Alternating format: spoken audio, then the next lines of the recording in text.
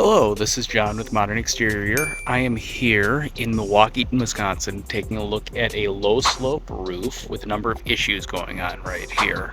Looking at the existing roofing material, it appears to be a number of years old. You can see it's cracking pretty bad there. If I had to guess, I'd guess over 30, probably closer to 40 years old. There appears to be some sort of support system. There might have been some sort of signage that was on this roof at the past that was disposed of at some point.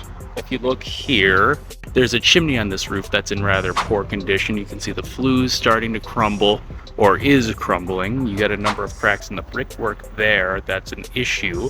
You can see pooling water on this roof, which is not ideal even for a low slope roof. It's called a low slope, not a no slope, because you still want water to disperse off the side of the roof. And you can see over here, there is coping on the side that has been torn up by either wind or, this looks like it might have been a bit more than wind. I don't know what happened here, but it got damaged pretty good. So this is going to need to be replaced. And what this does is the roof is supposed to go under and then cap it, or over the side here, and get capped by this coping. It's kind of like a flashing to keep water from getting underneath the side here and running down into the building itself. So this roof has a number of problems. We're going to give the homeowner, or the building owner rather, a couple of solutions to look at. We're going to look at a TPO option and an EPDM option to resolve these roofing issues.